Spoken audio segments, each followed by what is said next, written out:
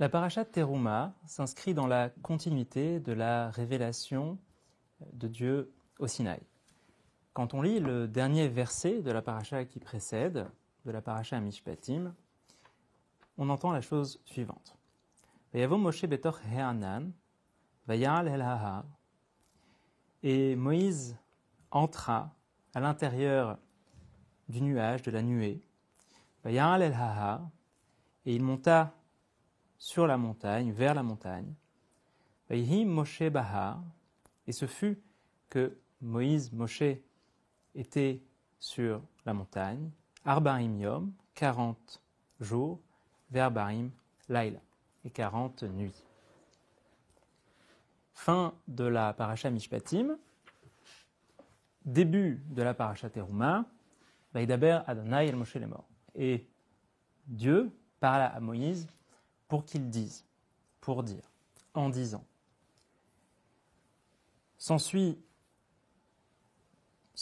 plusieurs versets dans lesquels Dieu enjoint Moïse à entreprendre la construction du Mishkan et à enjoindre les béné Israël à donner ce qu'ils peuvent pour aider à sa construction. On est donc, en ce début de Parashat Teruma, au début de la construction du Mishkan, de la résidence divine. Et il va être question, dès le deuxième verset, de terumot, ou d'une teruma, de prélèvement, d'un certain type de prélèvement. Le terme teruma, dans les deux versets qui suivent ce verset d'introduction qui est Vaidaber Adonai el Moshe lemor, et Dieu dit à Moïse de dire, le mot teruma est, dans les deux versets qui suivent, utilisé 3 fois. Les commentateurs y voient une allusion à 3 types de prélèvements. 2 prélèvements qui étaient obligatoires et 1 prélèvement qui était facultatif.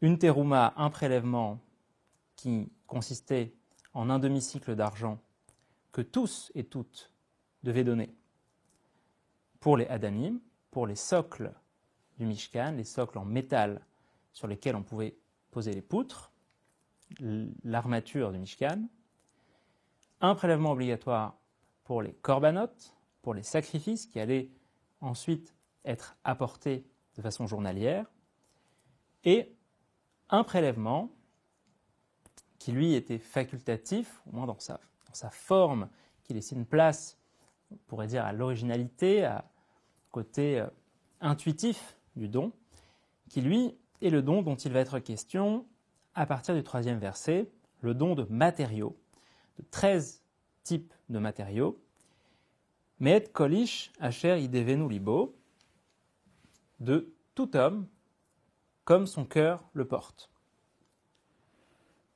3 types de terumot auxquels il est fait allusion donc, dès le début de la paracha.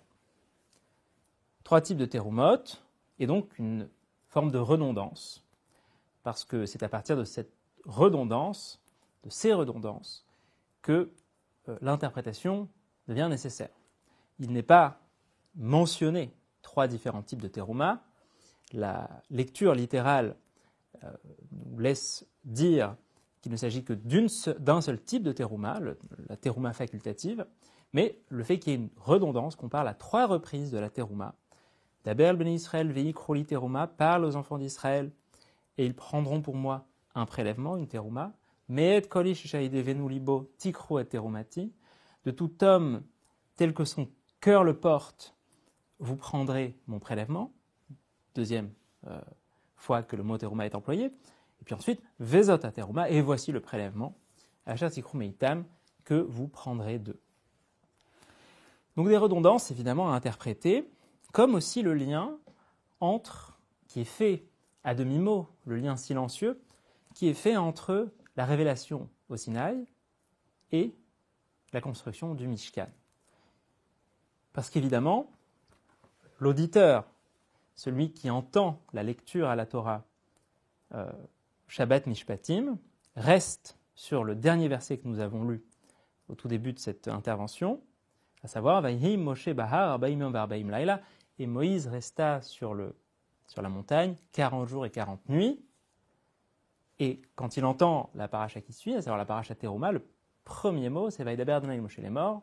La première expression, c'est et Dieu dit à Moïse de dire, et tout de suite on parle du Mishkan, la construction du Mishkan, comme si c'était les mots que Dieu disait juste après que Moïse passe ce temps-là sur la montagne. Comme si c'était une espèce de nouveau don de la Torah. Évidemment, il ne s'agit pas d'essayer de savoir ce qui, chronologiquement, est à positionner avant ou après. Vous connaissez probablement cette expression qui dit « En mukdam me'uchar baTorah », il n'y a pas d'avant et d'après dans la Torah.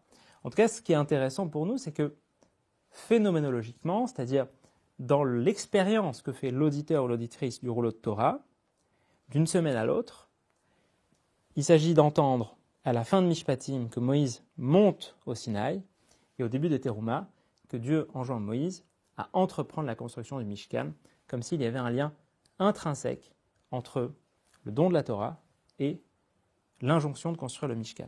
Le don de la Torah, la révélation du Sinaï et l'injonction de construire le Mishkan. Attire notre attention en particulier, dans ce début de la paracha Teruma, le deuxième verset. Deuxième verset que nous avons lu rapidement, sur lequel nous allons revenir. Deuxième verset qui porte deux adresses distinctes. On va le lire, on va le diviser en deux. Daber al Bnei Israël. Tu parleras aux enfants d'Israël. Veikru li teruma, et ils prendront pour moi un prélèvement. Première partie. Deuxième partie. Me'et kolish asher yiddevenu libo. De tout homme que le cœur portera, tikru et terumati, vous prendrez mon prélèvement. Donc, première partie du verset, Moïse est enjoint à parler au béni Israël pour qu'il prélève ce qu'il y a à prélever, pour donner pour la construction du Mishkan. Deuxième partie, après s'être adressé à Moïse en disant qu'il s'adresse au béni Israël directement, dans la deuxième partie, l'adresse n'est plus les béni Israël eux-mêmes, ce n'est plus aux enfants d'Israël que la parole divine s'adresse, ce n'est pas vers eux qu'elle porte, mais c'est plutôt vers les responsables communautaires, pourrait-on dire. Me'et kolish asher yiddevenu libo tikru et terumati. De tout homme que le cœur porte, tikru et terumati, vous prendrez mes prélèvements. C'est-à-dire qu'il y a des responsables qui sont certainement amenés à faire la quête, à aller récupérer chez chacun et chacune ce qu'il y a à donner. Et c'est à eux qu'on parle en disant, sachez qu'il faut prendre de tout le monde, il faut prendre de tout homme. Et il y a quelque chose de très large dans cette... de très large, donc une insistance sur le fait que ça doit être récupéré chez tout le monde, mais ce n'est pas à tout le monde qu'on s'adresse, ce n'est pas à tous les bénis Israël qu'on s'adresse, c'est uniquement à ceux tikru et terumati. Vous, deuxième personne du pluriel, vous prendrez la teruma. Vous, une petite élite, a priori, qui va être amenée, qui va avoir ce poids, cette charge-là, de récupérer la terumati, de récupérer mon prélèvement.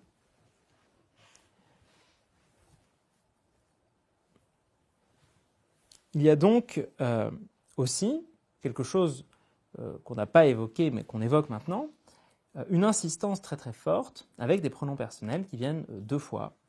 Veikru li teruma, vous prendrez pour moi un prélèvement. C'est d'ailleurs la seule occurrence de cette expression relativement à Dieu dans tout le Chumash, dans tout le Pentateuque.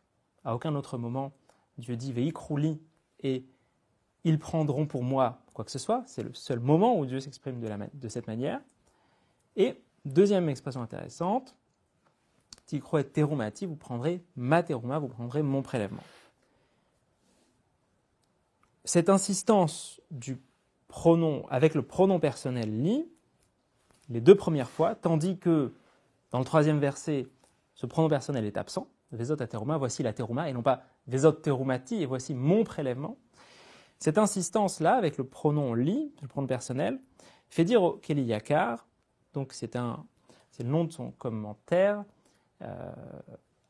un maître qui était contemporain du Maharal de Prague, et qui était lui-même Avbeddin à Prague au XVIIe siècle.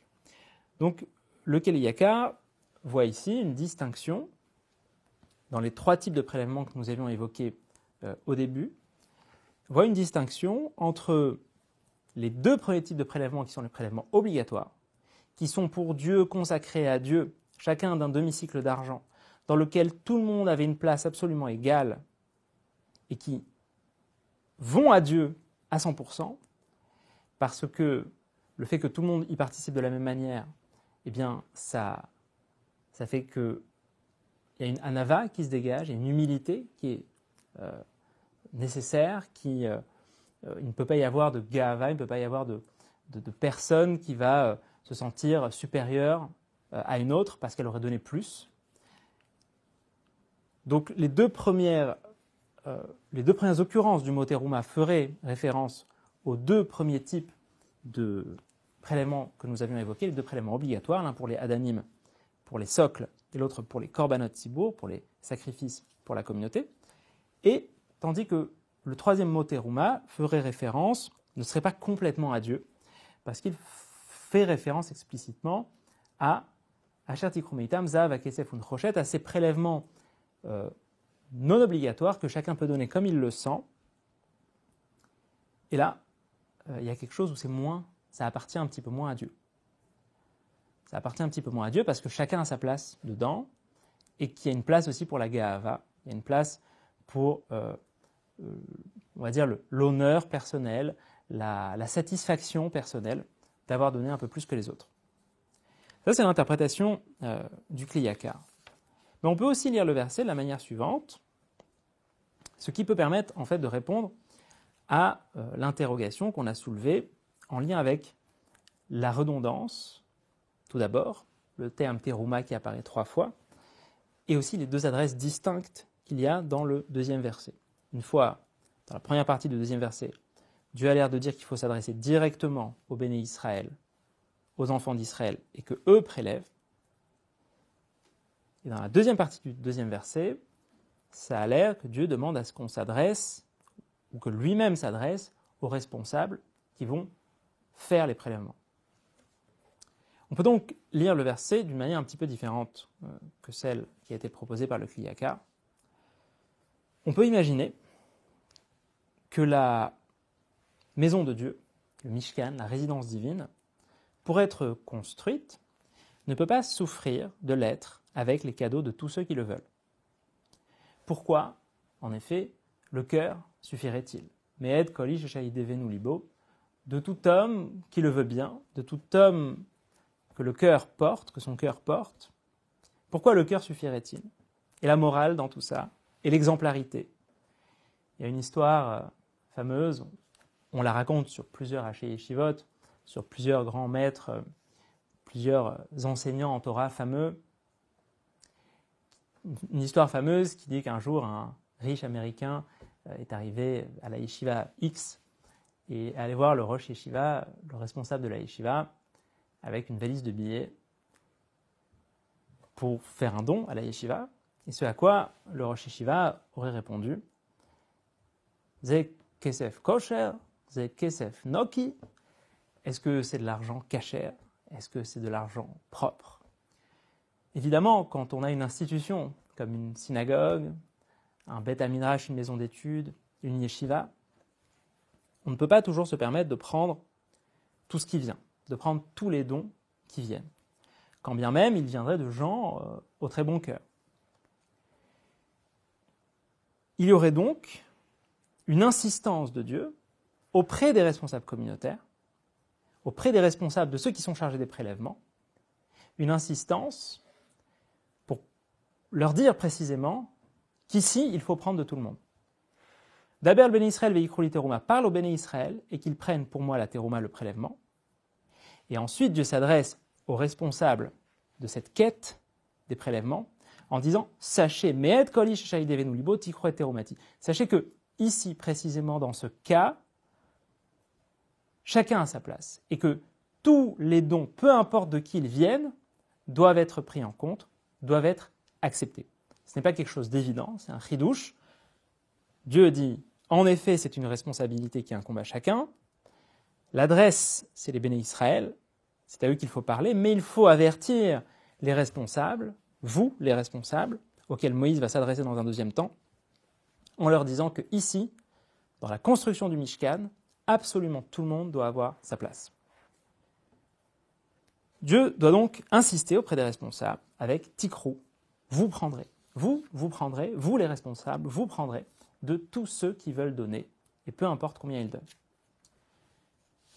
Il faut faire remarquer que les deux terumotes fixes, donc la teruma des Adanim de un demi-cycle d'argent pour construire, pour payer les socles qui allaient permettre donc de faire l'armature du Mishkan, de la résidence divine, et le demi-cycle d'argent qui allait servir au korbanot tzibour, à savoir au sacrifice pour la communauté, sont l'un le point de départ et l'autre le point d'arrivée.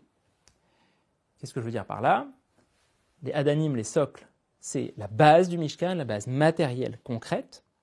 Les korbanot, les sacrifices, c'est la finalité. C'est une fois que le Mishkan est en place, une fois que la résidence divine est en place, c'est ce qui est, on va dire, la fine pointe du culte. C'est autour de cela que tout va tourner.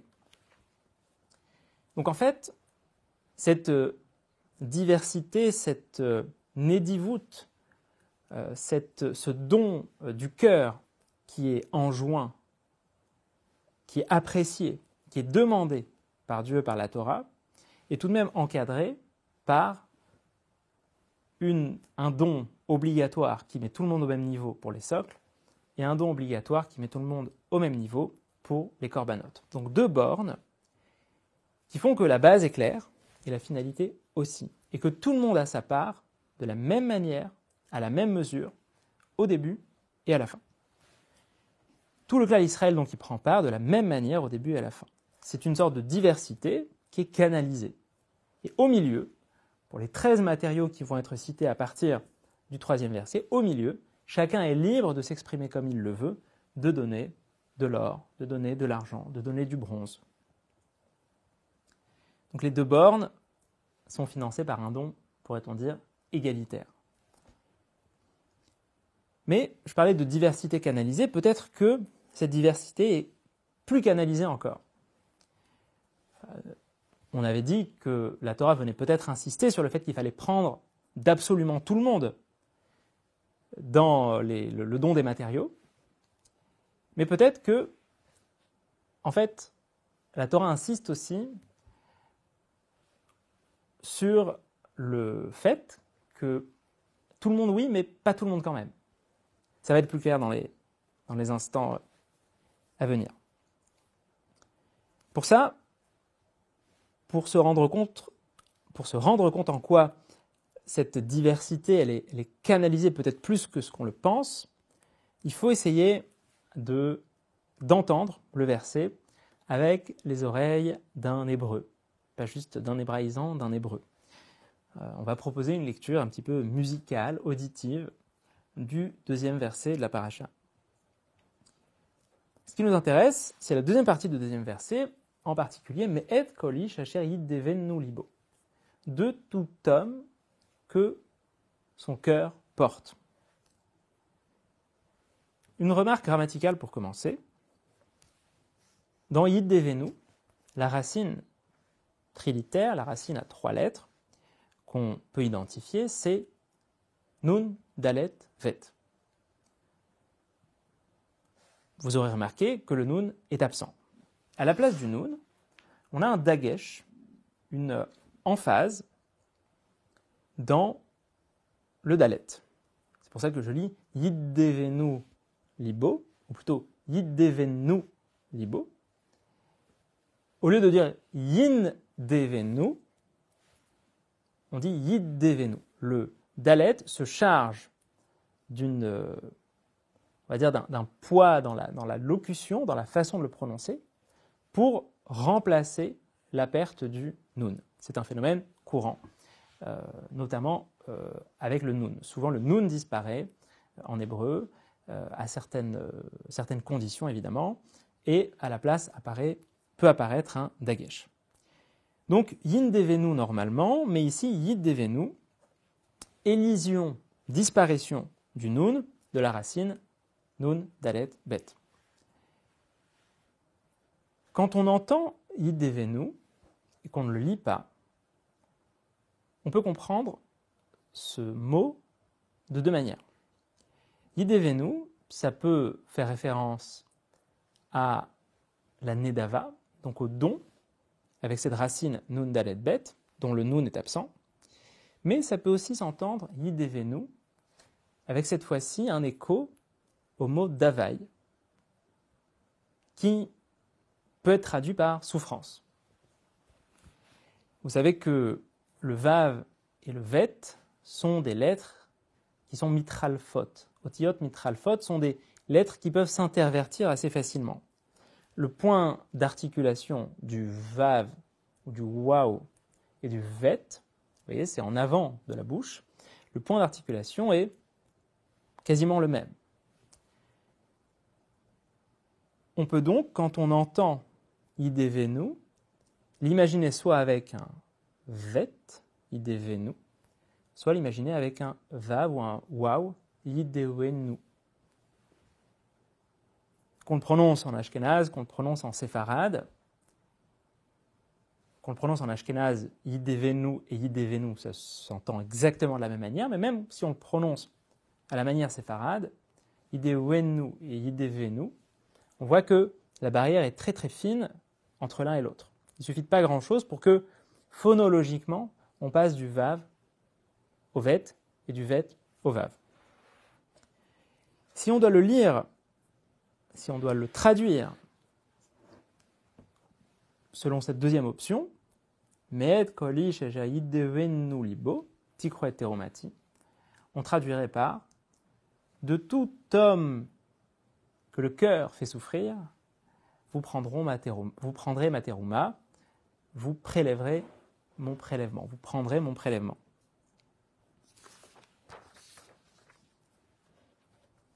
Le lève, dans la Bible, ce n'est pas juste le cœur, c'est plutôt le siège de l'intériorité de façon générale. C'est-à-dire, en fait, aussi la conscience. C'est depuis peu que, en hébreu moderne, lève signifie le siège des émotions. Dans la Bible, c'est un principe général, dans la Bible, lève signifie ce qui est intérieur, et donc autant l'esprit que les émotions. Cette distinction entre rationalité et émotivité n'est pas présente dans la Bible. On peut parler d'intériorité, on peut parler de conscience.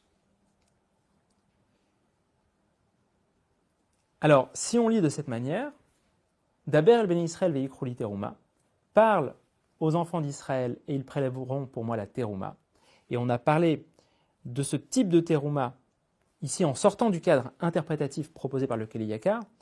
On peut comprendre ici qu'on parle du type de teruma qui est précisément le type de teruma qui se fait dans la diversité où chacun a sa place, chacun peut donner comme il l'entend.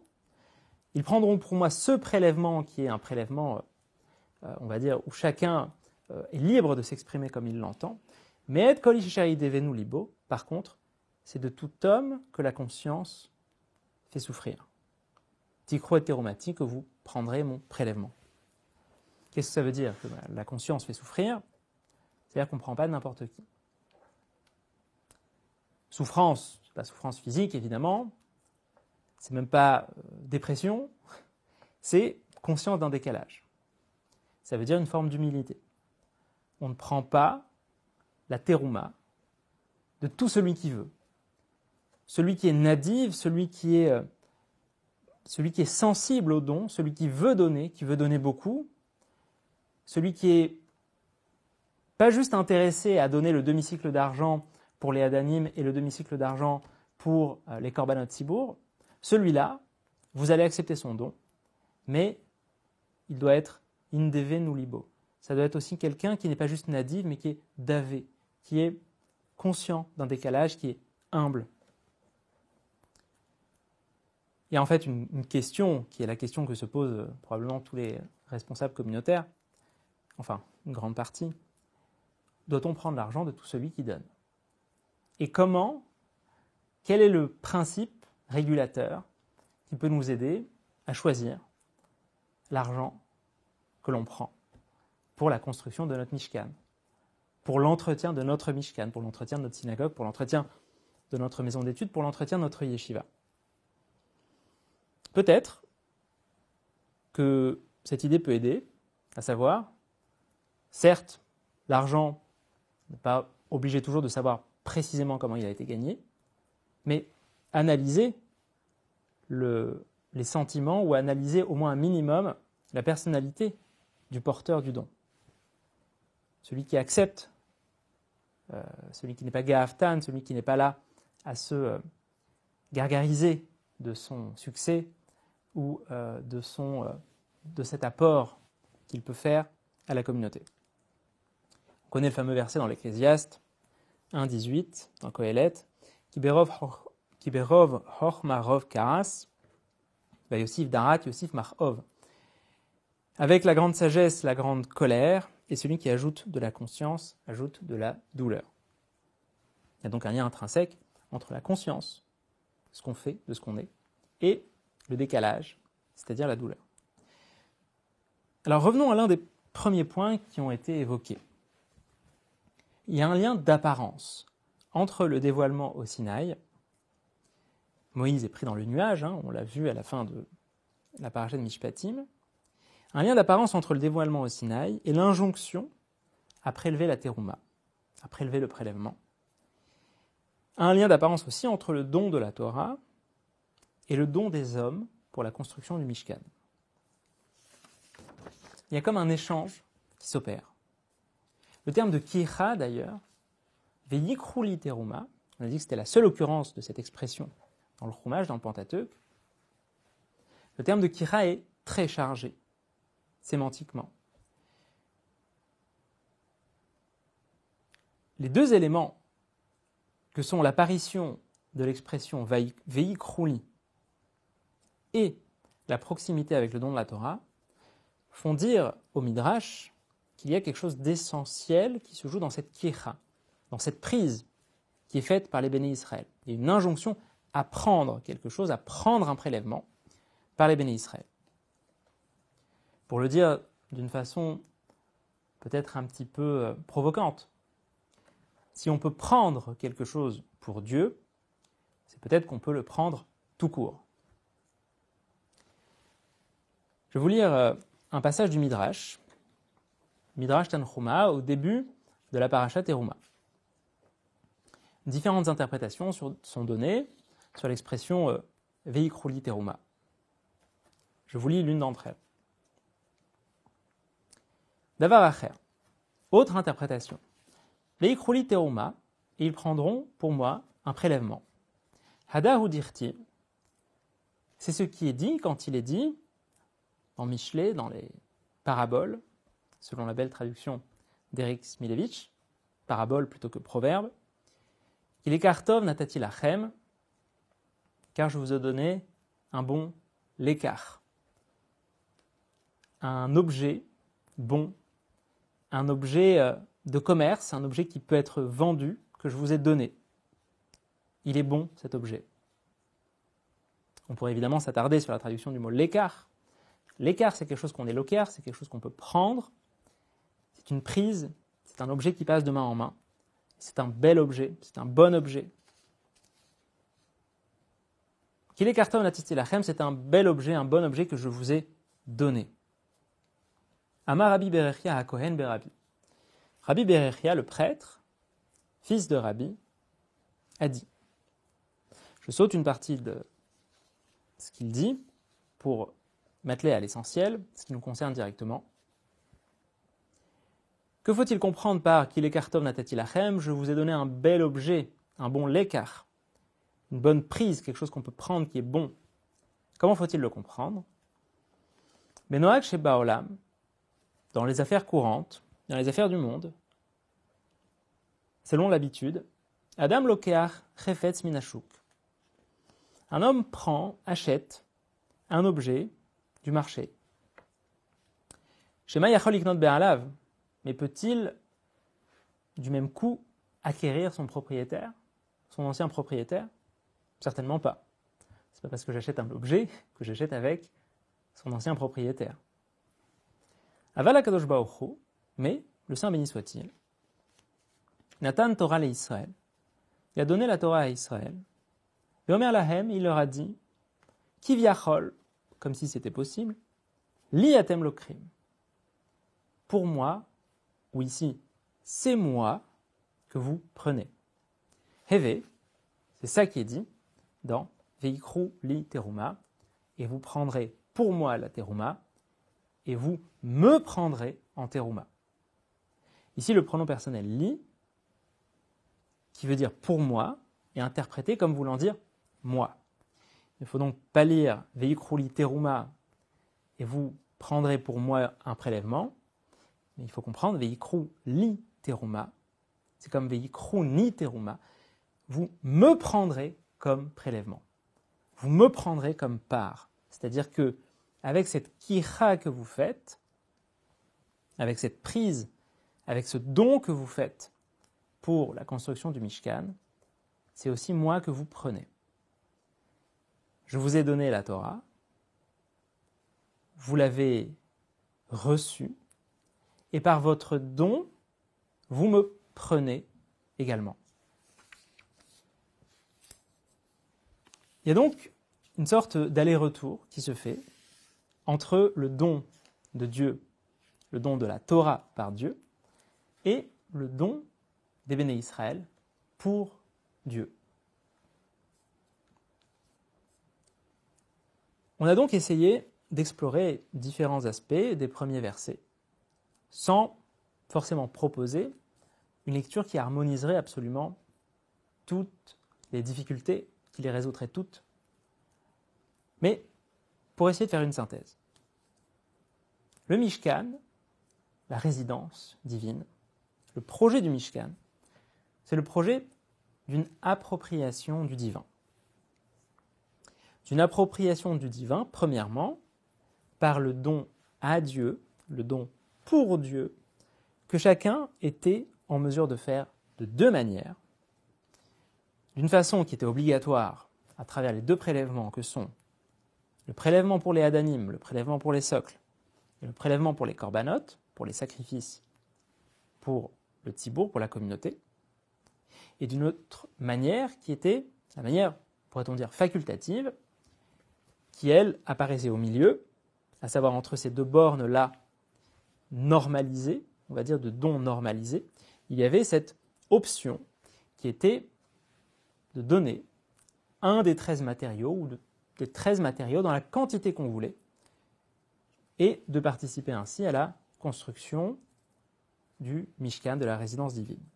Façon, en fait, de prendre part pleinement, concrètement, à la descente, à l'incarnation presque, du divin sur la terre, du divin dans le désert.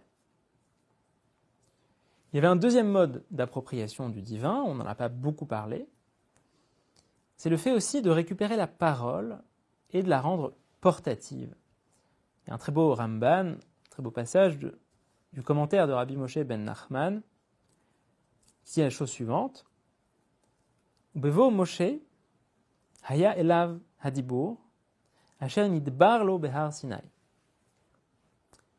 Le Mishkan avait pour objectif, on le voit comme un deuxième objectif, avait un objectif aussi plus local, relatif à Moïse, relatif à Moshe Rabbeinu, qui était de rendre déplaçable la parole de Dieu, la parole qui lui avait été donnée au Sinaï. De là, un deuxième lien entre la terouma, la construction du Mishkan et le don au Sinaï, c'est qu'en fait, pour le dire très simplement, s'il n'y avait pas eu de Mishkan de résidence divine, le peuple d'Israël serait resté au pied du Sinaï pour continuer à écouter la parole. La seule façon de bouger, de s'en aller, de pérégriner, c'était de récupérer cette parole, de recréer l'espace que Moïse avait connu au pied de la montagne, dans la nuée, de recréer cet espace dans le Mishkan, dans la résidence divine. Deux types d'appropriation, une appropriation pour tout le monde, pourrait-on dire, et une appropriation plutôt localisée, qui était en lien avec Moïse directement. On a tourné autour de ce lien entre le don de la Torah au Sinaï et la construction du Mishkan et les premiers versets, avec ces espèces de bégaiements, de redondance autour de la notion de prélèvement. Il y a un mouvement retour, peut-être, du choc du don au Sinaï. L'insistance mettrait en exergue l'urgence. L'insistance, le rappel à plusieurs reprises du mot terouma, mettrait en exergue l'urgence, le caractère nécessaire de ce don de tous, et de différentes manières, pour à la fois s'approprier le divin et s'approprier la parole. À travers donc une réflexion que nous avons voulu amorcer, elle n'est pas aboutie, à travers une réflexion que nous avons voulu amorcer donc sur plusieurs modes, apparaissent peut-être plusieurs angles d'approche du début de la paracha Teruma. Nous ne pouvons qu'inviter celles et ceux qui nous auront accompagnés dans cette brève étude à penser une phénoménologie de la lecture de la Torah, en réfléchissant à l'expérience de celui ou celle qui écoute la paracha, qui écoute la lecture de la section hebdomadaire à la synagogue, ou qui aurait pu l'écouter, et à construire des interprétations à partir de cette expérience. Typiquement, d'essayer de construire une interprétation sur la base du rapprochement entre la fin de la paracha Teruma et le début de la paracha, entre la fin de la paracha Mishpatim, et le début de la paracha Teruma, en insistant bien sur le fait qu'il y a une pause entre les deux d'une semaine, et de comprendre ce que ce vide aussi peut signifier, et ce que ce lien peut signifier. Ce lien qui est dans le vide, qui est silencieux. Il n'y a pas de lien explicite entre la fin de la paracha Mishpatim et le début de la paracha Teruma. C'est à nous de le construire. Il y a peut-être aussi à entendre la musique d'un verset, l'entendre à partir de l'oreille d'un hébreu. Ça peut s'avérer très fécond. En fait, la polysémie, comme on l'a vu, notamment avec le mot yindevenu, avec à la fois la racine nun dalet bet qui était absente partiellement et le mot davai qui lui faisait référence à la souffrance, la polysémie devient intrinsèque au mot et pas uniquement artificielle. Il y a moins de distance entre nous et le mot, entre nous et les expressions de la Torah, quand on essaye de les écouter comme les auraient écoutés ceux dont l'hébreu serait la langue maternelle. Pas forcément besoin d'être natif pour cela, mais simplement de s'imaginer écouter les mots sans les lire, en se disant « qu'est-ce que j'entends quand j'entends tel mot ? Est-ce que j'entends pas plusieurs choses en même temps ?» Pour conclure et pour essayer de tenir ensemble les différentes interprétations que nous avons évoquées, comme pour résoudre les questions liées à la redondance des termes et des concepts, ainsi qu'à la proximité entre le don de la Torah et le don au Mishkan, pour le Mishkan, nous proposerons l'idée suivante. Le jaillissement du divin, qu'est la révélation de Dieu au Sinaï, induit très certainement un contre-coup dans le monde des hommes et dans le monde de la parole qui est adressée aux hommes.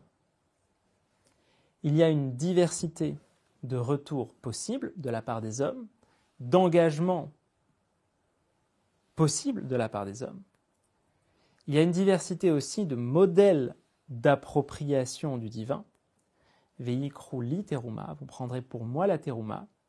On s'adresse aux responsables communautaires, on s'adresse aux béné Israël eux-mêmes, on s'adresse à celui qui veut donner, mais aussi à celui qui veut donner d'une certaine manière. On s'adresse à ceux qui donnent la même chose que tout le monde, on s'adresse aussi à ceux qui donnent différemment. Il y a une sorte de balbutiement des versets dans ce début de la Parashat Teruma.